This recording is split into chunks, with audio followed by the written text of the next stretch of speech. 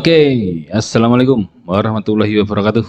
Ya, gimana kabar Muna? Ya, hari ini adalah pekan ke-14, tapi kita materinya adalah pekan ke-10. Jadi kita sudah punya sudah punya jadwal bahwa eh, pekan ke-14 itu akan mengalir materinya terus. Ya. Jadi bisa jadi minggu ini Senin, pekan ini Senin, terus kemudian pekan depan Selasa, pekan berikutnya Rabu, pekan berikutnya Kamis, pekan berikutnya lagi adalah hari Jumat.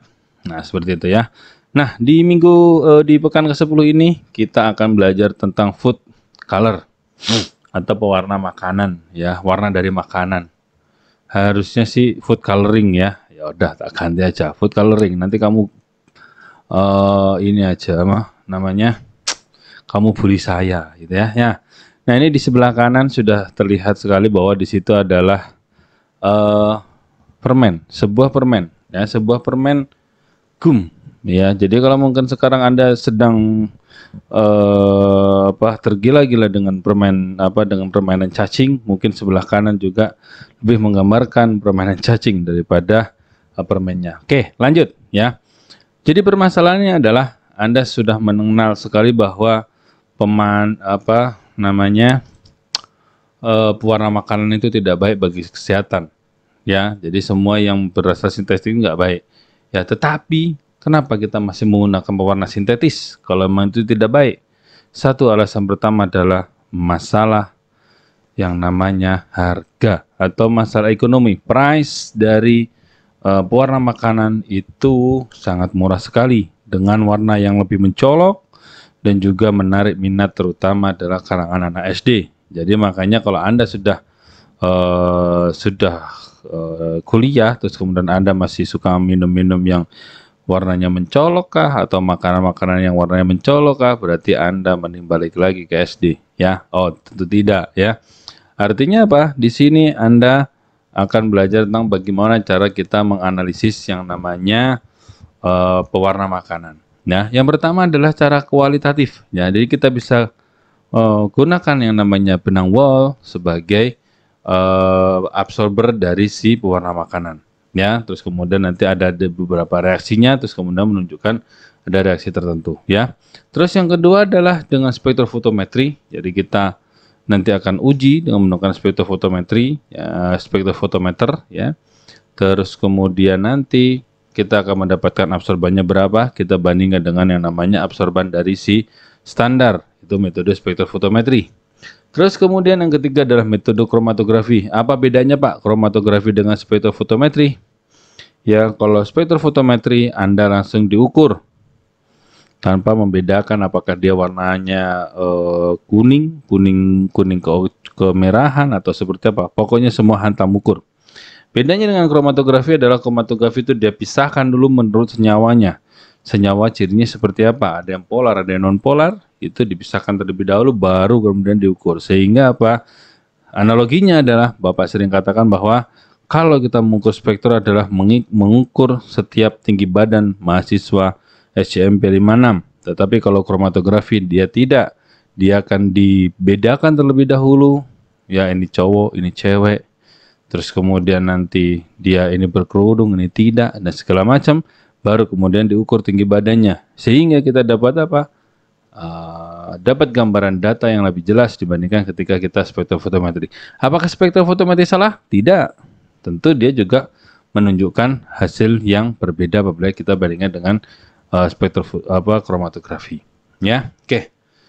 Yang akan kita bahas hari ini adalah pengujian warna minuman tartasin menggunakan spektrofotometer yang Anda harusnya sudah pernah pakai atau Anda sudah pernah menggunakan pada saat kimia dasar ya, dan materi pun sedikit lebih mirip ya. Oke, ini yang kita lihat di sini adalah Spektronik 20 ataupun Spektronik 30 ya, yang sekarang lebih baru, tetapi tetap saja namanya spektrofotometri. Untuk yang ini lebih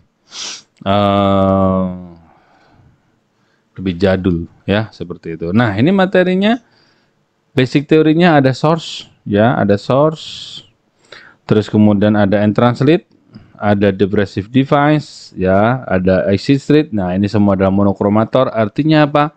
masing-masing dari warna akan memiliki daerah serapan yang berbeda. Ya, oke, sehingga ada yang namanya warna komplementer. Ya, jadi yang warna yang masuk ke kita adalah warna pantulan dari suatu warna. Ya, seperti itu. Sehingga nanti dari monokromator ini akan didapatkan satu panjang gelombang maksimum, ya, atau satu panjang gelombang yang terbaik, nanti akan masuk ke dalam sampel. Sebagian akan diabsorb dan sebagian akan diteruskan. Yang dibaca oleh detektor adalah yang diteruskan, bukan yang diabsorb.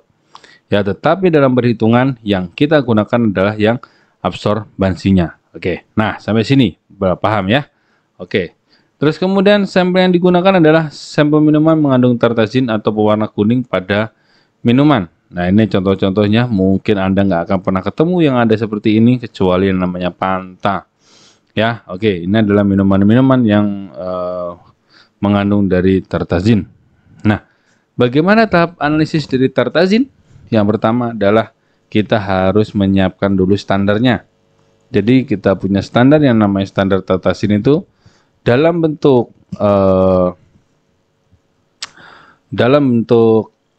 padatan itu mereka lebih stabil dibandingkan dalam bentuk cairan. Makanya banyak bahan kimia yang tersimpan dalam bentuk padatan.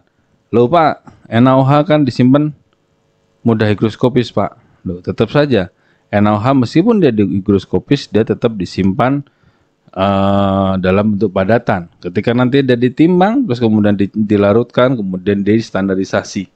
Ya, oke. Nah, tartazin juga sama. Tartazin dia akan kita timbang dulu.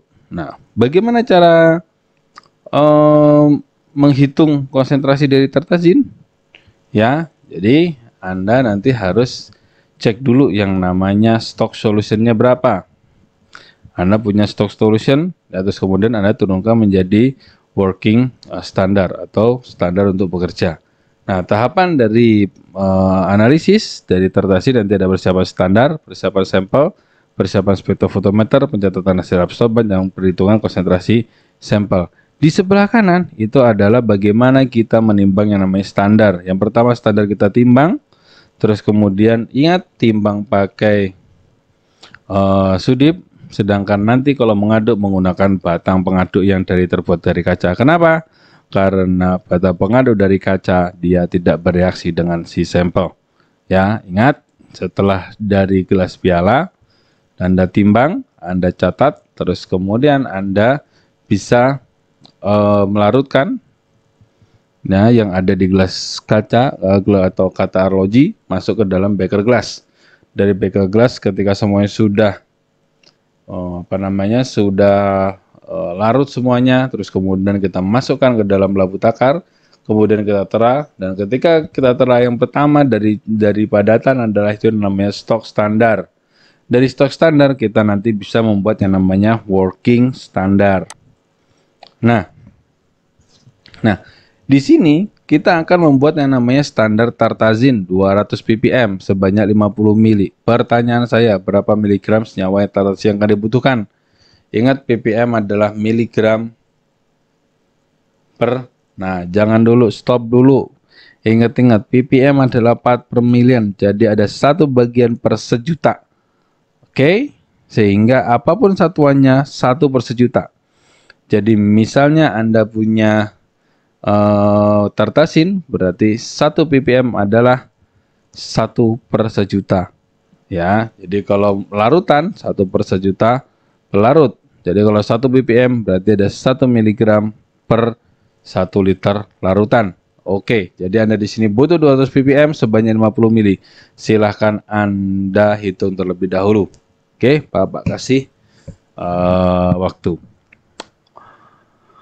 Nah, setelah itu Anda dengan membuat yang 200 ppm tadi, Anda kemudian membuat standar yang namanya working standard. Dari 200 ppm tadi, Anda pipet menjadi dengan konsentrasi 0, 2, 4, 8, 16, dan 20 ppm. Artinya, Anda bisa menggunakan rumus yang namanya Vinivana atau V1N1, V2N2. Ya, targetnya adalah misalnya 20, volume 50, yang kita tambahkan berapa dari si volume tartazinnya, dan standarnya adalah 200, sehingga kamu akan dapatkan berapa mili yang akan dipipet. Oke. Next. Kemudian dari standar tadi Anda sudah buat series, ya, seriesnya ada 0, 2, 4, 6, 8, 16, ya. Terus kemudian dari sampel. Nah, sampel sini ada namanya gablet 1 sampai gablet 7 dengan volume minumannya bervariasi 125 sampai 380, ada 500. Terus kemudian volume sampel yang pertama dipipet adalah 5 mili, dimasukkan ke labu takar 50 mili. Ya, pertama 5 mili masuk labu takar 5 mili. Terus kemudian dari labu takar 50 mili ini diambil sebanyak 2 sampai 10 mili ke labu takar yang kedua. Dari labu takar yang kedua nanti siap untuk dianalisis. Terus kemudian yang ketiga adalah analisis standar, di mana di sini tadi dimasukkan ke dalam alat yang namanya spektrofotometer dengan konsentrasi 0, 2, 4, 8, 16 dan 20. Oh ya, maaf ya. Jadi 0, 2, 4, 8, 16 dan 20. Nah, dari alat spektrofotometer tadi akan menghasilkan namanya absorban mulai dari 0, 0,101, 0,212, 0,399, 0,786 dan 1,1 absorbansinya. Artinya apa? Yang diabsorb adalah sebanyak 1 per transmitan. Ya, di sini kita langsung menggunakan absorban. Jadi yang diteruskan yang dibaca oleh si detektor, sehingga nanti kita bisa rubah rumusnya menjadi absorban. Ya, oke. Nah, dari sini ya, terus kemudian kita juga menguji yang namanya sampel dari yang sudah diencerkan tadi, didapatkan absorbansi dari si sampel. Oke. Sekarang kita cek cara pemakaian peralatannya.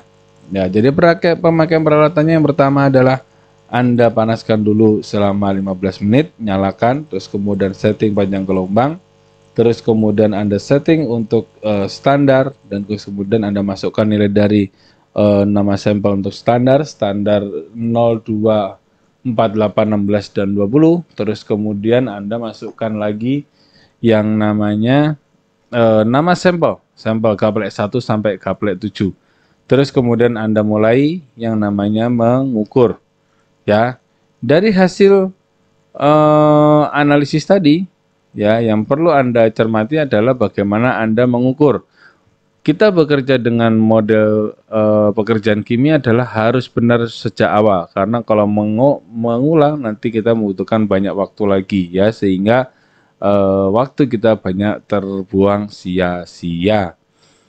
Nah, mulai dari tadi melarutkan, ya, standar tartazin, ya, tidak boleh ada yang belepotan, semuanya harus masuk, semuanya harus larut, terus kemudian ditera dengan pas, terus kemudian diencerkan lagi, ya, hingga masuk ke kuvet.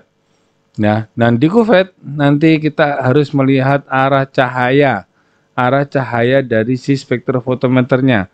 Arahnya misalnya dari utara ke selatan, kita harus pastikan bagian yang jernih itu ada di utara dan di selatan.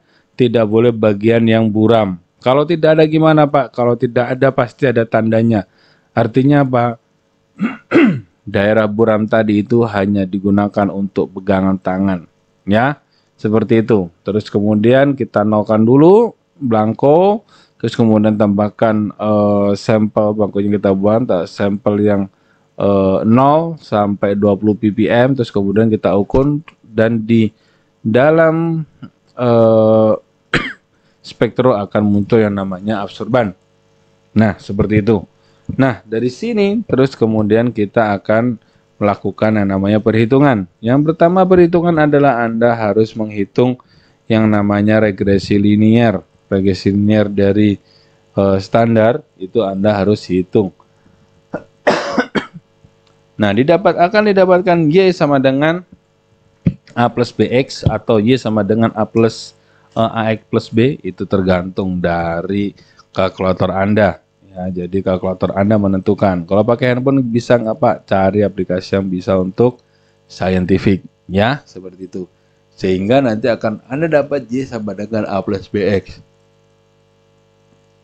Nah, kemudian untuk menghitung yang namanya sampel adalah dengan cara memasukkan nilai Y atau absorban ya ke dalam persamaan tadi. Terus kemudian nilai A juga sudah dapat, nilai B juga sudah dapat, sehingga kita mendapatkan nilai X. Nah, nilai X ini adalah nilai yang keluar dari spektrofotometer.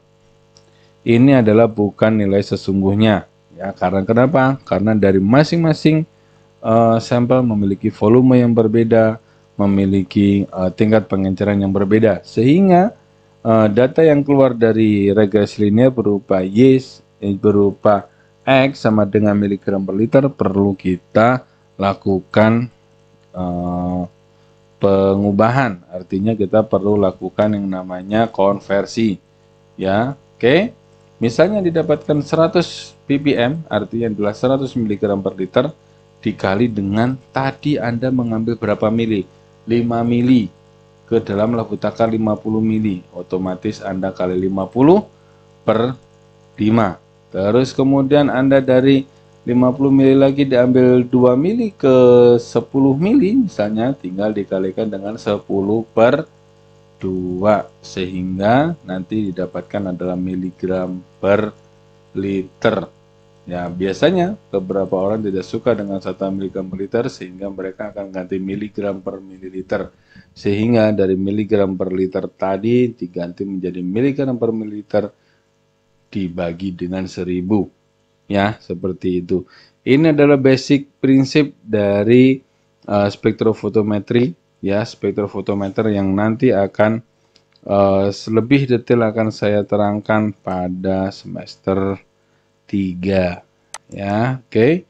Ini contoh-contoh perhitungannya, konsentrasi, ppm spektro, bagi volume pelarutan, kasih pengenceran kali volume sampel dikali 1000. Ya, apalagi kalau nanti kita menghitung dalam volume kemasan per satu kemasan, tinggal dikalikan saja. Oke, sekian saja YouTube dari saya.